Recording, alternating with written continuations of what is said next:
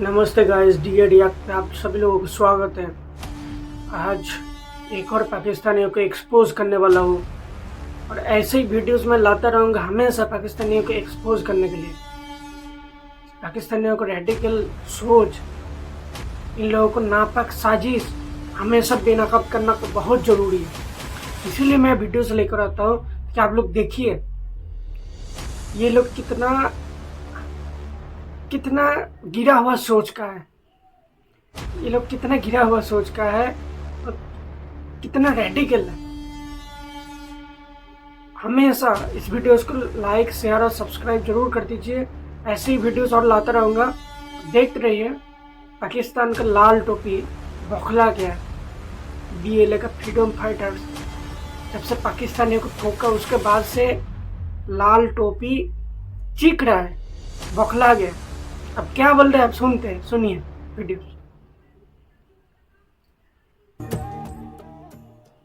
बलूचिस्तान में ये जो हालिया दहशतगर्दी की लहर है, ये सिर्फ दहशतगर्दी नहीं है, ये रियासत के पाकिस्तान के खिलाफ एक पूरा ऐलान जंग है। और हमारे लिए ये कोई हैरानी की बात नहीं है। 9/11 के बाद ही जब कर्नल रॉल्फ पीटर्स के नक्शे सामने आ गए थे, जिसमें अमेरिकन CIA ने यह प्लान बनाया था कि ब्लड बॉर्डर्स के नाम से हम पाकिस्तान के हिस्से बखरे करेंगे और मुसलमान मुल्कों को एथनिक लाइंस पर तोड़कर छोटे छोटे मुल्क बनाएंगे। यानी बलूचिस्तान को अलग करेंगे, पख्तूनिस्तान को अलग करेंगे, कुर्दिस्तान को अलग करेंगे।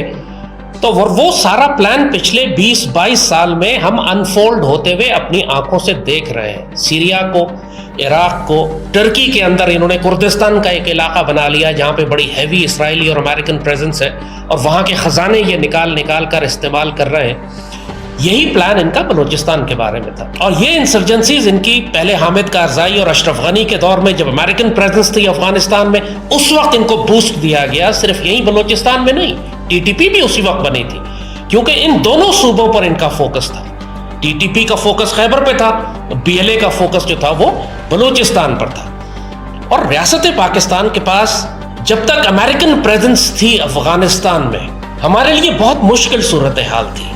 जाहिर है क्योंकि अमेरिकन वहां मौजूद थे, उनकी अम्ब्रेला के नीचे इंडियन इंटेलिजेंस मौजूद थी, कुलभूषण यादव जैसे लोग मौजूद थे। कुलभूषण यादव को आपने बलूचिस्तान के अंदर से गिरफ्तार किया है ना। वो क्या कर रहा था इंडियन नेवल ऑफिसर बलूचिस्तान में, जबकि अपने मुंह से वो एक्नॉलेज कर चुका है कि हम यहां पर बलूचिस्तान तोड़ने के लिए आए हुए हैं। और वो अकेला तो नहीं है, इस तरह के सैकड़ों और इंडियन इंटेलिजेंस एसेट्स ईरान में, अफगानिस्तान में, गल्फ में और खुद बलूचिस्तान के अंदर मौजूद हैं, जो कोऑर्डिनेट कर रहे हैं इन सारे ऑपरेशंस को, जिस तरह TTP को कोऑर्डिनेट कर रहे हैं। और पिछले कम से कम 1-1.5 साल से आप क्लियरली देख रहे थे कि एक कोऑर्डिनेटेड कैंपेन है TTP और BLA के दरमियान। मंजूर पिश्तीन को लॉन्च किया गया था, महारंग बल्लोच को लॉन्च किया गया था, साथ TTP की इंसर्जेंसी थी और PTI इमरान खान और ये गंडापुर गैंग जो है ये पूरी तरह TTP को सपोर्ट कर रहा था। जब अपनी दौरे हुकूमत में इन्होंने लाके पाकिस्तान में इनको आबाद किया।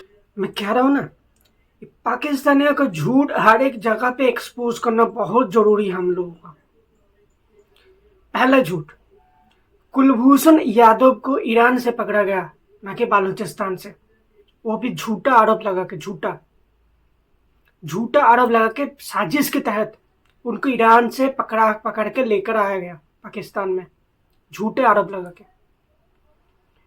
अगर कुलभूषण यादव अगर दोषी होते तो अब तक पाकिस्तान लटका दिया होता उसको। कुलभूषण यादव को फंसाया गया। ये जो रेडिकल पाकिस्तानी है, नापाक साजिश करके उनको फंसाया गया। उनको चलो ईरान में एक भोले भाले हिंदुस्तानी है, उनको पकड़ के ले आते, रॉ का एजेंट बना के सबके सामने पेश करते, झूठ बोल के। यही किया पाकिस्तान ने। और ICJ में हिंदुस्तान ने पाकिस्तान को घसीटा, इतना घसीटा, ICJ ने रोक लगा दी फांसी की कुलभूषण यादव का। पहले तो बता देता, कुलभूषण यादव नहीं है, कुलभूषण यादव, सही से नाम लीजिए, कुलभूषण यादव। रै नहीं है, रॉ है, हिंदुस्तान के रॉ, नॉट रै। तो ICJ ने रोक लगा दी फांसी की। और बाकायदा कुलभूषण यादव के लिए आप ही लोगों को पार्लियामेंट पे एक बिल लाना पड़ा कुलभूषण यादव के लिए। आप ही लोगों को बिल लाना पड़ा एक। और दोषी हो जो पाकिस्तानी काम पाकिस्तानी को नहीं मिलता, कुलभूषण जाधव के लिए बस अलग से लेकर आया गया। समझ रहे हो पाकिस्तानी? अब मैं लगा दूंगा स्कीम, सब देखिएगा आईसीजे ने क्या बोला था। आईसीजे ने फांसी पर रोक लगा दिया था और आईसीजे ने फटकार भी लगाया कुलभूषण जाधव को अपना बात रखने का भी मौका दिया जाए। तो बाकायदा इसके लिए आप लोगों को बिल लाना पड़ा पाकिस्तान में कुलभूषण जाधव के लिए। ऐसे समझिए झूठे पाकिस्तानी, कब तक कोई ऐसी झूठ चूड़न बेचते रहेंगे आम पाकिस्तानियों के लिए। $42 बिलियन का आप लोगों का कर्ज है पूरे वर्ल्ड पे, $42 बिलियन का। आपकी इकोनॉमी कोलैप्स हो चुके हैं इकोनॉमी। जो अभी कर्ज पे चल रहा है, डिक्लेयर्ड नहीं है, डिक्लेयर किया नहीं कि हम लोग दिवालिया हो चुके हैं जैसे श्रीलंका ने किया था, पहले मैंने बता चुका हूं। लेकिन वही इकोनॉमी को चलाने के लिए फिर से कर्ज लिया जा रहा है, वो कर्ज को चुकता करने के लिए दोबारा कर्ज लिया जा रहा है। ऐसे चल रहा है आप लोगों का कंट्री, ऐसे पाकिस्तान चल रहा है। झूठा लाहौरी चूड़ोन सस्ते वाली जो पाकिस्तानियों को दिया जा रहा है, कश्मीर बालूचिस्तान हड़ा, कुलभूषण जाधव, ये सब झूठी बात कह के पाकिस्तानियों को लूट रहा है। मैं आम पाकिस्तानियों को फिर से कह रहा हूं, आप लोगों को लूट रहा है ये जो आर्मी है, आर्मी जनरल है, पाकिस्तान की सरकार है, सब मिलकर आप लोगों को लूट रहा है। बालूचों ने देखी है, बालूचों, मेहरीन बालूच और मंजीर पश्तून, सब लोग सुनिए क्या कह रहा है बालूच लीडर्स को, क्या कह रहा है ये पाकिस्तानी। सबको मारने की साजिश कर रहा है, बोल रहे सब आतंकवादी है। बालूचों को कह रहा है सब आतंकवादी है, बालूच कह रहा है ये पाकिस्तानी, लाल टोपी कह रहा है।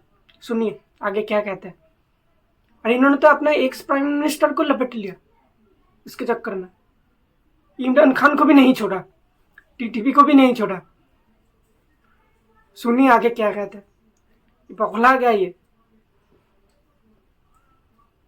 बात किया और जब इनकी हुकूमत थी तो इन्होंने बलूचिस्तान लिबरेशन आर्मी और टीटीपी दोनों को अपीज करने की पॉलिसी रखी। इनकी खुशामद करते रहे, इनको कुचलने के बजाय मुज़ाकरात की बातें करते रहे और दुश्मन सिर्फ इनकी कमजोरी और हिमाकत और जहालत को एक्सप्लॉइट करता रहा। अच्छी तरह जानते हुए, पूरी तमाम पेट्रियट्स पाकिस्तान से प्यार करने वाले जानते थे कि ना तो आप जहन्नुम के कुत्तों से निगोशिएट कर सकते हैं, ना आप बलूचिस्तान लिबरेशन आर्मी के साथ कोई गुफ्तगू निगोशिएट कर सकते हैं। इनके एक्सटर्नल एजेंडाज हैं। ये बाहर के गैर मुल्की दहशतगर्दी है जो पाकिस्तान तोड़ने के लिए की जा रही है। जब नरेंद्र मोदी कहता है कि आप कश्मीर में छेड़छाड़ करेंगे तो आप बलूचिस्तान से हाथ धो बैठेंगे, बलूचिस्तान अलग हो जाएगा, इंडियन प्राइम मिनिस्टर आपको थ्रेट दे रहा है। उससे आप अंदाजा कीजिए कि किस स्केल के ऊपर इंसर्जेंसीज को डेवलप किया जा रहा है। इंडियन प्राइम मिनिस्टर कब बोला है? Indian prime minister Modi ji ने कब बोला है? National security advisory Ajit Doval ने बोला था कि कश्मीर में नापाक साजिश हो रही है और मोदी जी ने बोला कि जो पीड़ित बालूच है उनके साथ है। तो क्या गलत है इसमें कि पाकिस्तान की आर्मी उसके ऊपर टॉर्चर नहीं करती है? किस तरीके से बालूचों को मारा जा रहा है, क्रूर तरीके से बालूचिस्तान में हो क्या रहा है इस वक्त। तुम कश्मीर में आग लगाओगे और खुद वहां पे शांति से बैठोगे क्या? पाकिस्तान में दूसरों के लिए गड्ढा खोदोगे तो खुद भी गिरोगे गड्ढे पे। कश्मीर में ये लोग फ्रीडम फाइटर्स है, बालूचिस्तान में आतंकवादी हो गया। बालूच फ्रीडम फाइटर्स बोलिए, बालूच फ्रीडम फाइटर्स ने पाकिस्तानियों को ऊपर हमला किया क्योंकि पाकिस्तानी ने कब्जा करके रखा है बालूचिस्तान में। पाकिस्तान ने बालूचिस्तान का कब्जा करके रखा है। कश्मीर में आग लगाएंगे तो आप लोग शांति से थोड़ी बैठ पाएंगे। सुनिए आगे क्या कहता है ये लाल टोपी। जा रहा था बलूचिस्तान में और पाकिस्तान के खैबर के सूबे में, लेकिन रियासत पाकिस्तान अफसोस और तकलीफ के साथ कहना पड़ता है कि वो सारा इमरान का पीरियड जो 4 साल उसने गुजारे, ये एक्चुअल इंसर्जेंसीज उस दौर में डेवलप हुई हैं। और इमरान के जाने के बाद जो पॉलिटिकल अनार्की उसने शुरू की, पूरे मुल्क में जो सियासी फसादात उसने शुरू कर दिए, तो रियासत की सारी तवज्जो पॉलिटिकल मैनेजमेंट की तरफ हो गई। जो मुसलसल फसादात और अनार्की और रियासत के खिलाफ बगावत और 9 मई जैसे वाकयात, जाहिर है कि एक लिमिट होती है इंटेलिजेंस एजेंसीज की। आपने जब सारी तवज्जो रियासत की घसीट ली एक पॉलिटिकल वायलेंस के जरिए, तो जो मिलिटेंट वायलेंस है उसकी तरफ से तवज्जो हटेगी, वो स्पेस मिलेगी टीटीपी को भी और बीएलए को भी कि वो ऑपरेट कर सके। और ट्रेडिशनली बलूचिस्तान में क्या होता रहा है, जैसे हमारे ट्राइबल एरियाज में भी, कि हमेशा रियासत डील करती रही है सरदारों के जरिए, नवाबों के जरिए, वडेरों के जरिए। मगर ये जो न्यू ब्रीड है मिलिटेंट्स की, ये मारंग बलोच है या मंजूर पिश्तीन है, जो अब नई ब्रीड लॉन्च की गई है, ये सरदारों के कंट्रोल में नहीं है, ये हॉस्टाइल इंटेलिजेंस एजेंसीज के कंट्रोल में है। वो जो पुराना स्टेटस को था वो बहुत पहले अब टूट चुका है। टीटीपी ने भी यही किया था, ट्राइबल एरियाज में आके उसने सारे कबायली सरदार मार दिए, सारे मशर जो एल्डर्स थे उनको मार दिया। फिर ये नई ब्रीड निकली, बैतुल्ला महसूद और हकीमुल्लाह महसूद और मुल्ला फजलुल्लाह और ये नूर वली जो आजकल निकला हुआ, ये सरदारों के कंट्रोल में नहीं है, ये पश्तून एल्डर्स के कंट्रोल में नहीं है ये लोग। इसी तरह बलूचिस्तान में हुआ, मगर रियासत अपनी पुरानी पॉलिसी पे चलती रही जो अंग्रेजों के वक्त से चली आ रही थी कि आपने सरदारों के थ्रू डील करना, और नतीजा ये होता है कि हमेशा इन सरदारों को आप पावर देते रहे। बलूचिस्तान में भी नवाब रईसानी जैसे और इस किस्म के नापाक लोग ये अरबों खरबों रुपया रियासत से लेते हैं और उसके बाद सारी अपनी दौलत अपने ऊपर, अपनी औलाद पर खर्च करते हैं। दुबई में ये प्लाजा और यूरोप में ये गाड़ियां और घर खरीदते हैं, लेकिन बलूचिस्तान के अवाम पर 1 रुपया नहीं लगाते। तो वो जो एहसास महरूमी पैदा होता है, एक तरफ ये सरदार रियासत को ब्लैकमेल करते हैं कि जी अगर आपने हमारे वसाइल और हमारा पैसा बंद किया, हमें दीवार से लगाया, तो हम फिर सेपरेटिस्ट के साथ मिल जाएंगे जैसे अकबर बुकटी कर रहा था। दूसरे, अगर आप इनको इख्तियार और ताकत दें तो ये हराम खाने पे लग जाते हैं, जैसे ये सारे नवाब रईसानी जैसे कि डिग्री असली हो, जाली डिग्री होती है, काइंड ऑफ अरबों खरबों रुपया इनका दुबई में रखा हुआ है। सबसे बड़ी इन्वेस्टमेंट दुबई में इन्हीं बलूचिस्तान के इन सरदारों की है जिनको रियासत पैसा देती रही है, और नीचे ये प्रोपेगेंडा करते रहे कि बलूचिस्तान को हकूक नहीं दिए जा रहे। ये वो सारे पुराने कई बरसों के, कई दिहाइयों के कैंसर थे जो निकलकर अब वो थोड़ा जो छोटा सा दाना था अब इतना बड़ा कैंसर बन गया है कि पूरी रियासत पाकिस्तान के लिए खतरा बन चुका है। ये काम अब जिस मकाम पर आ चुका है, ये नहीं कि इसको मैनेज नहीं किया जा सकता, मैनेज अभी भी किया जा सकता है, मगर मैनेज किया नहीं जा रहा। यही तकलीफ की बात है। क्यों? रीजन सिंपल कि कोई पॉलिटिकल लीडरशिप मुल्क में है ही नहीं। आप हर चीज का एक मिलिट्री सोल्यूशन नहीं दे सकते, आपको एक स्ट्रॉन्ग पॉलिटिकल प्रॉन्ग भी चाहिए प्रॉब्लम्स को रिजॉल्व करने के लिए। वो पॉलिटिकल लीडरशिप इकोनॉमिक डेवलपमेंट करती है, एंगेजमेंट करती है, बातचीत करती है, नौजवानों को आप एंगेज करते हैं, अपने साथ इन्वॉल्व करते हैं। ये सारा काम फौज और इंटेलिजेंस एजेंसीज नहीं कर सकती। मगर पाकिस्तान में किस सूबे में हुकूमत है मुझे ये बता दें। क्या सिंध में हुकूमत है जहां पे पूरा सूबा कराची जो है वो एमक्यूएम के दहशतगर्दों के और उजैर बलोच जैसे बलोचिस्तान इस किस्म के पीपल्स पार्टी के दहशतगर्दों के कंट्रोल में, इंटीरियर सिंध कच्चे के डाकू। क्या कह रहे हैं आप लोगों का आतंकवादी कह रहे हैं ये लाल टोपी। लिटरली बौखला गया, इनका चीख अच्छा लग रहा है सुन के। ये पागल हो गया, इनका पागलपन का इलाज आप लोग कीजिए, इसका पागलपन का इलाज आप लोग कीजिए। किस तरीके से बौखला रहा सुनिए। डाकुओं के कंट्रोल में, और अब वो इंटीरियर सिंध से निकल के सब साउथ पंजाब में जा रहे हैं। यानी अब साउथ पंजाब में रहीम यार खान में और डेरा गाजी खान और उन इलाकों के अंदर दहशतगर्दी आप देख रहे हैं कि वो डाकू हैं अपरेंटली सिंध के जो वहां पेनिट्रेट कर रहे हैं। बलूचिस्तान का पूरा प्रोविंस वैसे ही आप देख रहे हैं बीएलए की इंसर्जेंसी है। सूबे सरहद के अंदर एक दफा फिर वही इंसर्जेंसी बिल्ड हो गई है 2007 और 8 में थी। इसका रीजन क्या है? You don't have a political leadership. आपके पास कोई क़यादत ही नहीं है जो उसको मैनेज करे। क्या शहबाज शरीफ मैनेज करेगा? क्या मुराद अली शाह जरदारी और बिलावल मैनेज करेंगे? क्या मरियम मैनेज करेगी? क्या गंडापुर मैनेज करेगा? कौन मैनेज करेगा? पॉलिटिकल स्पेस को कौन भरेगा? यही है वो प्रॉब्लम जो इस रियासत के साथ है। सिर्फ मिलिट्री सोल्यूशन नहीं है। यस, ये बहुत बड़ा इंटेलिजेंस फेलियर है हमारा, इसमें कोई शुबा नहीं है, क्योंकि जैसे कहा कि इंटेलिजेंस एजेंसीज को फंसा दिया इमरान ने एक पॉलिटिकल इंसर्जेंसी में, एक सियासी बगावत में पूरी रियासत की तवज्जो उस तरफ हो गई। तो ex prime minister Imran Khan को भी फंसा रहा है। सुनिए आगे क्या कहते हैं। लिटरली पागल हो चुका है। एक्स प्राइम मिनिस्टर अपना इंटेलिजेंस एजेंसी, अपना आर्मी सबको फंसा दिया। मतलब कोई सब नापाक है, सारे नाकाम है, बस ये सही है, सबको फंसा दिया एक साथ में, सबको लपेट लिया। सुनिए। तो रियासत फिर अस्करी दहशतगर्दों की जानिब, और चूंकि यहां पर बलूचिस्तान जैसे आपको कहा 44% पाकिस्तान है, 44% पाकिस्तान बलूचिस्तान है, और आबादी मुश्किल से इसकी 4 या 5% है, तो हजारों सैकड़ों किलोमीटर स्क्वायर किलोमीटर के इलाके हैं, वहां पे कोई पुलिस कोई रियासत है ही नहीं। और दहशतगर्द ये टोटल जो अभी जो रिसेंटली जो कल परसों भी जो इतनी बड़ी दहशतगर्दी हुई है पूरे बलूचिस्तान में, जो उन्होंने 15-20 जगहों पर एक साथ हमले किए, दहशतगर्दों की तादाद 500 से ज्यादा नहीं थी। छोटे छोटे ग्रुप्स में 10, 15, 20, 50 इन्होंने इस तरह छोटे छोटे ग्रुप्स में इन्होंने एक साथ 20-25 जगहों पर हमले किए। प्रोपेगेंडा वैल्यू बहुत बड़ी है इस बात की, दुनिया को लगता है बलूचिस्तान हाथ से निकल गया, लेकिन इसकी वैल्यू प्रोपेगेंडा वैल्यू ज्यादा है। तासुर ये दिया जाए, दहशत ज्यादा फैलाई जाती है, लेकिन जहां तक मिलिटेंट्स का ताल्लुक है, ये 300-400 से ज्यादा नहीं थे।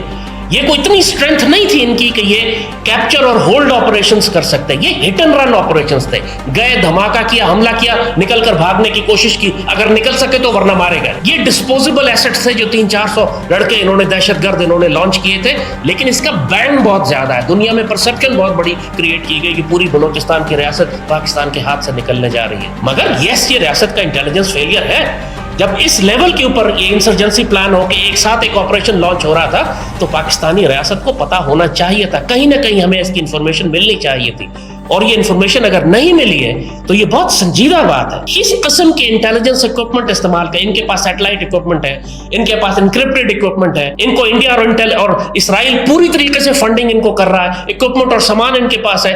क्या वजह है कि हम ह्यूमन इंटेलिजेंस भी गैदर नहीं कर सके, इलेक्ट्रॉनिक इंटेलिजेंस भी गैदर नहीं कर सके, और ये इस काबिल हुए कि ये पूरे बलूचिस्तान के अंदर मुख्तलिफ जगहों पर शाहराहों को भी बंद किया, पुल भी इन्होंने तबाह किए, बेसिस के ऊपर भी इन्होंने हमला किया, बेगुनाह मासूम लोगों को भी कत्ल किया। ये जाहिर है कि अब इस स्टेज पे आप आ गए कि प्रेजेंट स्टेटस को रियासत मेंटेन नहीं कर सकते। आपको कम से कम बलूचिस्तान और खैबर में मार्शल लॉ लगाना पड़ेगा, वॉर इमरजेंसी डिक्लेयर करनी पड़ेगी। सिविल हुकूमत तो वैसे एग्जिस्ट नहीं कर रही। सूबे सरहद के अंदर और साउथ पंजाब में हाल ये हो गया है कि पुलिस स्टेशन में अब कोई ऑफिसर पोस्ट नहीं होना चाहता, यानी लिटरली कांस्टेबल्स को एसएचओ की ड्यूटियां दी जा रही हैं। क्योंकि बालूचिस्तान खाली कीजिए, Balochistan is not part of a Pakistan. UN से खुद कहा है बालूचिस्तान पाकिस्तान का है नहीं, उसका अलग देश बना दिया जाए। और इस वक्त मैं पाकिस्तानी आप लोगों को कह रहा हूं, पूरा पाकिस्तान प्रेग्नेंट है, यानी 4 हिस्सों में बांटने वाला है।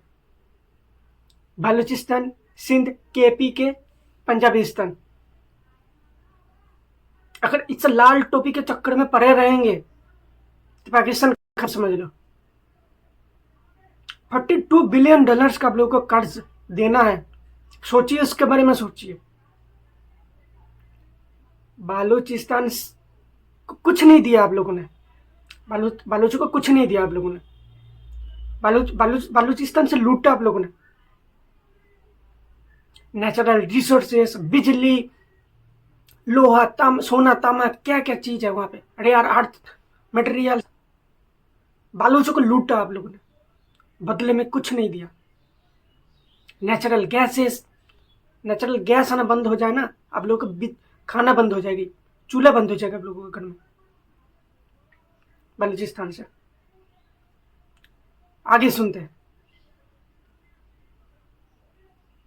चूंकि कोई सीनियर ऑफिसर वहां पोस्ट नहीं होना चाह रहा, लिहाजा अब कोई ऑप्शन इसके अलावा नहीं है कि पॉलिटिकल गवर्नमेंट्स खत्म कर दी जाए, वहां गवर्नर रूल लगाएं, वहां मिलिट्री इमरजेंसी, वॉर इमरजेंसी लगाएं, और फिर वॉर फुटिंग्स पर इनके खिलाफ ऑपरेशन करें। अब रियासत को वायलेंस इस्तेमाल करना पड़ेगा। अभी तक आपने देखा मारंग बलोच जिस तरीके से अमेरिका से CIA से पैसे लेकर आई, यूरोप में घूमती रही, फंड की, इसराइलियों के साथ मुलाकात की, इसने पूरी प्लानिंग करके पाकिस्तान आई और यहां पर उसने वो बगावत की कैंपेन लॉन्च की। इसको इतनी इजाजत क्यों दी गई, इतनी स्पेस क्यों दी गई इसको?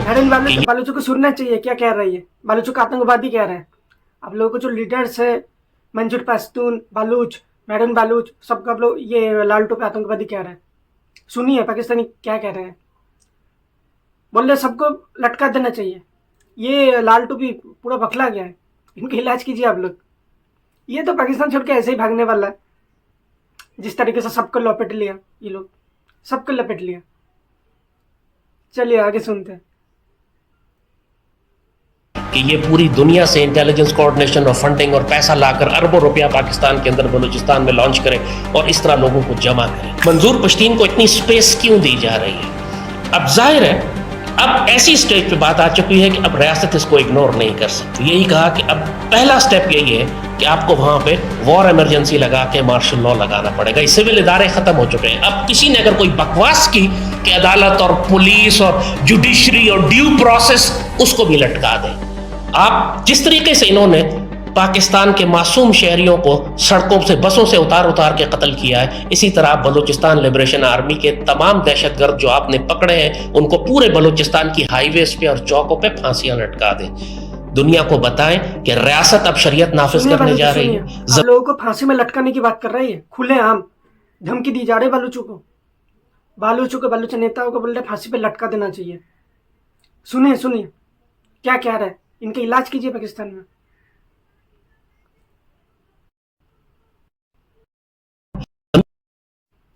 फंसाने वालों के हाथों मुखालिफ सिमतों से काट कर इनको फांसी चढ़ाया जाएगा, इनको सूली चढ़ाया जाएगा।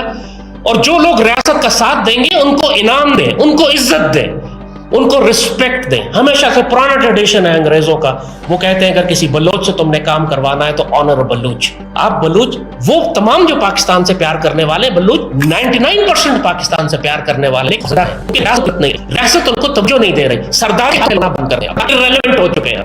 अब आपको डायरेक्टली मासेस तक जाना है, उनको आप एंगेज करें, रियासत उनको सीने से लगाए। मगर जो उसके अंदर फसादी हैं, जो दहशतगर्द हैं, उनको इस तरह बनाए दुनिया पर दहशत तारी हो जाए। जैसे कि अल्लाह कहता है कुरान में कि जब तुम इनको सूली चढ़ाओ तो मुसलमानों की जमात को खड़ा करके दिखाओ कि इनके साथ ये अंजाम इसलिए किया जा रहा है। आपको शरीयत नाफिज करनी पड़ेगी, अल्लाह को नाफिज ना, मगर कुछ कर क्या हुक्मरान चाहिए। मजबूत गवर्नर लगाएं बलूचिस्तान में, सारी पॉलिटिकल गवर्नमेंट्स डिसॉल्व कर दें, कम से कम 2 सूबों की तो बिल्कुल, अगर सिंध की करते हैं तो सिंध की, पंजाब की करते हैं तो आपकी गरीब बात है। इसके बाद पूरे मार्शल लॉ लगाएं, मजबूत डंडे वाली सरकार लगाएं, उस बात को छोड़ सकेगा जो करना चाहते हैं। यही पॉलिटिकल गवर्नमेंट्स आपने रखी तो उसी तरह की बगावतें और नुकसान आप उठाते रहे, क्योंकि अब कैंसर इतना फैल चुका है कि अब पैरासिटामोल से काम नहीं चलेगा। अब पहले आपको रेडिकल सर्जरी करनी है, फिर स्ट्रॉन्ग कीमोथेरेपी करनी है, और इसके लिए आपको बहुत काबिल डॉक्टर चाहिए, जो कि सिर्फ एक डंडे वाली सरकार हो सकती है। हुकूमत और रियासत पाकिस्तान को अब अपनी रिट, अपनी इज्जत, अपने वकार की बहाली के लिए उस तरह बिहेव करना पड़ेगा जैसे इस्लामी एटमी ताकत को बिहेव करना चाहिए। महाराना बलोच को फांसी लगा दे, मंजूर पश्तीन को लटका दे। दहशतगर्दी तो ये वैसे भी हो रही है, ये मत सोचे कि अगर इनको फांसी दे देंगे तो फसाद हो जाएगा। इससे ज्यादा फसाद और क्या होगा जो भी हो रहा है। रियासत को उनको बहुत आसानी से ये सारे जो कुरान कहते हैं ना, कातिलु आइम्मतुल कुफ्र, जो कुफर की लीडरशिप है उसको कत्ल कर दो। आपको ये सारे के सारे क्या देंगे तमाम पाकिस्तानियों को, इन्होंने कर दिया जो इनको पड़े और रियासत को लेना पड़ेगा। बहुत आसानी से मैनेज किया जा सकता है, कोई प्रॉब्लम नहीं है। प्रॉब्लम यह है कि कोई करने वाला नहीं है। पहले करने वाले लेकर आए, एक दफा फैसला करें कि हमने करना, इस बात की परवाह ना करें कि दुनिया क्या कहेगी, एनजीओज क्या कहेंगी।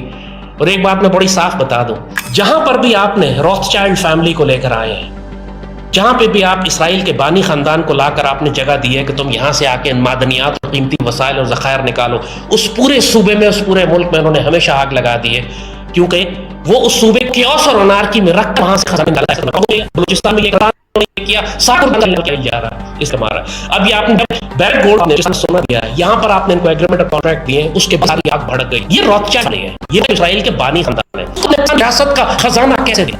और वो इस वक्त सारी दुनिया में जो बीएलए को सपोर्ट कर रहे हैं वो राइली कर रहे हैं, रॉथस्चाइल्ड खुद कर रहे हैं। यार रियासत पाकिस्तान इतनी बेवकूफ और जाहिल कैसे हो सकती है कि अपने बदतरीन दुश्मन को लाके बलूचिस्तान के खजाने दे, उसके बीच में बैठा दे लाकर, और उसके बाद फिर परेशान हो कि पूरे बलूचिस्तान में आग कैसे लग रही है। आग वही लगा रहे हैं जिनको लाके आपने बीच में बिठाया है, वो वही लगा रहे हैं जो आज गजा को जला रहे हैं। रियासत को इतनी अकल तो होनी चाहिए कि सिर्फ इकोनॉमिक इन्वेस्टमेंट के नाम पर आप पूरा सूबा अपने हाथ से घुमा देंगे, क्योंकि आपने उस बदतरीन दुश्मनों को लाकर, आपने कलभूषण यादव एक था बीच में, उसने क्या तबाही मचाई हुई थी, अब तो आपने रॉथस्चाइल्ड को लाके बीच में बिठा दिया है। आपके ख्याल में वो क्या और पाकिस्तानी रियासत को ये समझ नहीं आ रही बात। इसका फिक्र न करें, पाकिस्तान कहीं भी नहीं जाता। ये छोटी मोटी प्रॉब्लम्स हैं, इश्यूज हैं, मैनेज हो जाएंगे, मैनेज किए जा सकते हैं। हम पाकिस्तानियों की आदत है कि कैंसर को इतना बड़ा कर देते हैं कि पाकिस्तान हाथ में लगे, उसके बाद हम टाइगर्स की तरह लड़ना शुरू करते हैं अपने मुल्क को बचाने के लिए। ये हम पता नहीं क्या फितरत है हमारी। पाकिस्तान कहीं भी नहीं जा रहा, इन दुश्मनों को तो अल्लाह के फजल से दफन कर दिया जाएगा, इंशाअल्लाह कुचल दिया जाएगा। इस पाकिस्तान की जो तकदीर है वो खुल कर रहेगी। बात सिर्फ यही है जो बार बार हम करें, कितना नुकसान उठाने के बाद आप हमारी बात सुनेंगे, ये फैसला आप करें। क्योंकि अब जंग आपके घरों में दाखिल हो चुकी है। इन्होंने बच्चे और औरतें मारे हैं, कल घरों में घुस मारे हैं, और ये टीटीपी भी यही कर रही है, बीएलए भी अब यही कर रही है। ये रहम के काबिल नहीं है। दहशतगर्दों को दहशत ज़दा करना पड़ेगा, सख्त सख्ती करनी पड़ेगी। लेकिन जैसे कहा उससे पहले कोई मजबूत हुक्मरान लेकर आए सूबों में, वरना जिस किस्म का लीडरशिप इस वक्त है, ये बजाते खुद सबसे बड़ी रेसिपी है डिजास्टर की। इसी वजह से केओस मचा कि कोई इस वक्त रियासत की रिप्रेजेंटेशन और कंट्रोल है ही नहीं वहां पर, कोई इंगेज करने वाला ही नहीं है, कोई फैसला करने वाला, पॉलिसी बनाने वाला ही नहीं है। रियासत को अब जिम्मेदारी लेनी पड़ेगी। अल्लाह करम फरमाएगा इंशाअल्लाह। लेकिन इतनी शहादतों और कुर्बानियों और तकलीफों की जरूरत नहीं थी। हमने खुद ये मुसीबत अपने सर पे डाली है, लेकिन इसको मैनेज करना पड़ेगा। जो हम बात कह रहे हैं उसको सुन लें। बलूचिस्तान और सरहद के अंदर कम अज कम, बल्कि मैं कहता हूँ पूरे पाकिस्तान में गवर्नर रूल लगाए, इस पूरे निज़ाम को लपेट दें। अच्छे मुहब्बे वतन जिनका 40-40 साल का एक्सपीरियंस है इस पाकिस्तान को संभालने का, जो नॉन पॉलिटिकल हो, नॉन करप्ट हो, काबिल लोग, उनको लाकर सूबों को दें। उसके साथ मिलकर फिर एक नेशनल पॉलिसी बनाए कि हमें इंसर्जेंसीज को, बगावतों को, गैर मुल्की दखल अंदाजी को, दहशतगर्दी को कैसे निपटना है। और फिर बात आखिर में वही आ जाती है, आप अल्लाह ताला फरमाता है कि क़िसास में तुम्हारी ज़िंदगी है। आप अगर अपनी ज़िंदगी चाहते हैं इस मुल्क और कौम की, फिर अल्लाह को कबूल करें। कितना है ज़मीन में फसाद करने वालों के हाथ और पाँव मुखालिफ से निकालें और शुरू करें माहरंग लोज और मंजूर पिश्तीन से, आमिर से, इन जनाबों को शरीयत के तहत लेकर आए कि ज़मीन में फसाद फैलाने वाले हैं। इंशाअल्लाह सब कुछ काबू हो जाएगा। अल्लाह पाकिस्तान का हाफिज़ नासिर है। आप अपनी ड्यूटी करें, अल्लाह की मदद आएगी इंशाअल्लाह। मेरे को लग रहा है इसको किसी ने ठोक ना दे, जिस तरीके से बोल रहा है। इसको कौन ठोकेगा? इसको कोई सीरियसली लेता ही नहीं, ये है ही जोकर। इसके बातें सुनकर हमें खुद मजा आ रहा है। बोले पैरासीटामोल से कैंसर की दवाई। अरे पैरासीटामोल से बुखार की दवाई है पैरासीटामोल। कैंसर के लिए पैरासीटामोल थोड़ी लोग हैं। इनको खुद नहीं पता कैंसर के लिए क्या लेना चाहिए क्या नहीं। पैरासीटामोल से कैंसर कुछ नहीं होता, काम का ही नहीं है पैरासीटामोल, ओनली बुखार का है। तो है ये पागल, इनका बातें में सीरियसली लेने का कोई बात नहीं है। और कबूल हमारे हाथ में पड़ गया तो पता नहीं तुझसे क्या क्या निकलवा लूंगा। पूरा पाकिस्तान का काला चिट्टा खुल जाएगा। पूरा पाकिस्तान का जितना नापाक साजिश है सब कुछ भी नाकाब हो जाएगा। कुलभूषण तो पाकिस्तान के हाथ में है, पता नहीं जोर जबरदस्ती क्या क्या कबूल करवा लेगा, क्या क्या झूठा आरोप लगाएगा उसके ऊपर। कोई एविडेंस है नहीं, है ना। पाकिस्तानी आपके हाथ में है, कुछ भी कबूल करवा लेंगे। कबूल तो कुछ भी करवा लेंगे, कुछ किया नहीं फिर भी कुछ ना कुछ कबूल करवा ही लेंगे। झूठा प्रोपेगेंडा, ये पाकिस्तानी को ही शोभा देता है झूठ बोलना। वीडियो के लास्ट तक बने रहिए, पूरा पोल खुलने वाला हूँ मैं पाकिस्तान का। रोटी मिले ना मिले, आतंकवादी फंडिंग करना जरूरी है पाकिस्तानियों का, है ना। सही बोल। कुलभूषण जाधव की बीवी जब पाकिस्तान गई थी तब उसके गले से मंगलसूत्र खोल दिए थे पाकिस्तानी। याद है? शर्म करो थोड़ा, इतना जहर भरा हुआ तुम लोगों का। उनकी गले से मंगलसूत्र खोल दिए थे, तुम्हारे आर्मी ने यह हरकत किया था। समझ रहे हो कितना रेडिकल हो तुम लोग? बस आज इतना ही है तुम लोगों के लिए।